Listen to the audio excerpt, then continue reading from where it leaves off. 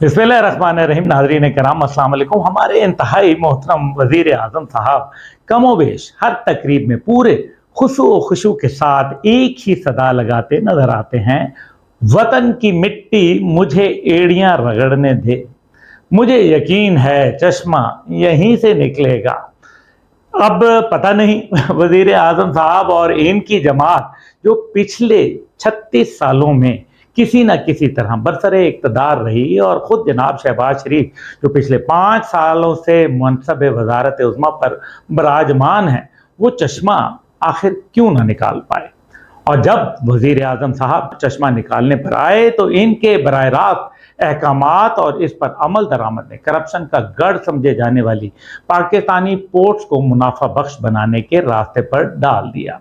पाकिस्तान को कुदरत ने 1040 किलोमीटर तवील साहिली पट्टी, बहर अरब तक रसाई, 3 बड़ी बंदरगाहें और ब्लू इकोनॉमी की बेपनाह सलाहियत अता की, लेकिन बदकिस्मती से हमने अपनी बंदरगाहों को तिजारत के दरवाजे बनाने के बजाय बद इंतजामी, ताखीर और करप्शन की नजर कर दिया। हमारे यहाँ हर दौर में काबीना में शामिल वज़रा की ख्वाहिश होती थी कि इन्हें पोर्ट्स और शिपिंग की वजारत मिले ताकि वो बहती गंगा में स्नान कर सकें। इसी करप्शन और लूट मार का नतीजा ये निकला कि कंटेनर दिनों तक बंदरगाहों पर पड़े रहते, दरामद करंदान इजाफी अखराजात बर्दाश्त करते, बरामद करंदान आलमी मंडी में पीछे रह जाते और कौमी मईशत हर साल अरबों डॉलर का नुकसान उठाती। फिर फरवरी 2025 में वजीर आजम साहब ने एड़ियां रगड़कर चश्मा निकालने की नीयत की। वजीर आजम की हिदायत पर maritime reform task force ने 99 इस्लाहात पर मुश्तमिल एक जामिया मनसूबा तैयार किया। वजीर आजम ने मंजूरी दी और यूं इन इस्लाहात पर काम तेजी से शुरू हुआ। हैरान कुन तौर पर सिर्फ 1.5 साल में 99 में से 85 इस्लाहात मुकम्मल हो चुकी हैं और 11 तकमील के आखिरी मराहिल में हैं, जबकि बाकी तवीलुल मुद्दती मंसूबों का हिस्सा हैं।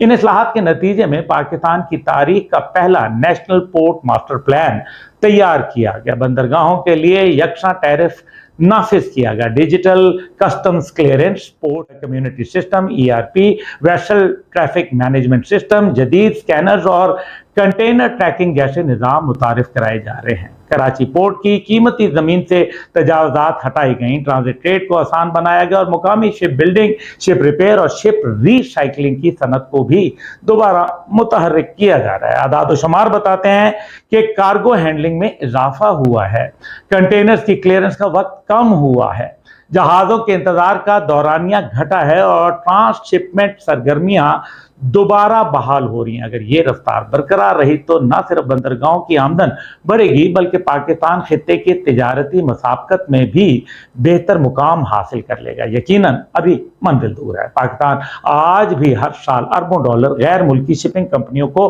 फ्रेट की मद में अदा करता है, लेकिन कम अज कम इस शोबे में पहली मरतबा यह एहसास पैदा हुआ कि मसाइल का रोना रोने के बजाय इनके हल की तरफ भी कदम बढ़ाए जा सकते हैं। वजीर आजम साहब, आखिर में फैसला नारों से नहीं नताइज से होगा। अगर बंदरगाहें तेज, शफाफ और मुनाफा बख्श बनती हैं, तिजारत में इजाफा होता है और कौमी खजाने को फायदा पहुंचता है, तो फिर मानना पड़ेगा कि वजीर आजम साहब जिस चश्मे की बात करते रहे इसके आसार वाकई नजर आना शुरू हो गए। लेकिन ये तो सिर्फ एक चश्मा है। वजीर आजम साहब, पोर्ट्स और शिपिंग में रिफॉर्म्स एक ऐसा कदम है, लेकिन आखिरी नहीं। वतन अजीज में इंडस्ट्री की बहाली का चश्मा निकालना अभी बाकी है, जिसके लिए सस्ती बिजली, गैस और टैक्स निज़ाम में इस्लाहात ज़रूरी हैं। एक टास्क फोर्स वहाँ भी बनाएं। जनाब वज़ीर आज़म साहब, आपने ईरान अमेरिका जंग और स्ट्रेट्स ऑफ हॉर्मुज़ की बंदिश के वक्त पेट्रोल की कीमतें बढ़ाईं और आवाम से ताउन और सब्र का मुतालबा किया और ये वादा किया कि जंग के खात्मे और तेल की तफसील मामूल पर आते ही पेट्रोल की कीमतें कम कर दी जाएंगी। जनाब वज़ीर आज़म साहब, जंग खत्म हो चुकी, तेल की कीमतें जंग से पहले वाली सतह से भी नीचे आ चुकी हैं, लेकिन आप अपना वादा भूल गए और पेट्रोल की कीमत को जंग से पहले वाली सतह पर लाने से पहले ही आपने पेट्रोलियम लेवी बढ़ा दी, जिसके बाद आप पेट्रोल की कीमतों में कमी से इनकारी हो गए। वजीर आजम साहब को क्या आप अवाम के वोटों से मुंतखब शुदा वजीर आजम शायद अवाम समझती है नहीं है।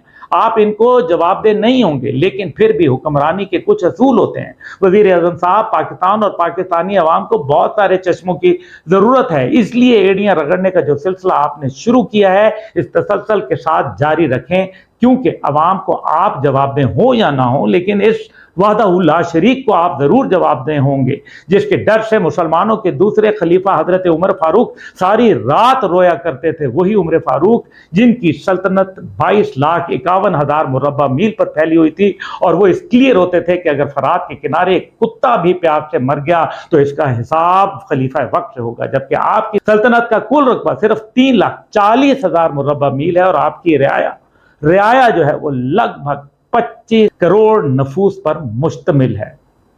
اس قوم پر رحم کیجیے۔ پاکستان پائندہ باد۔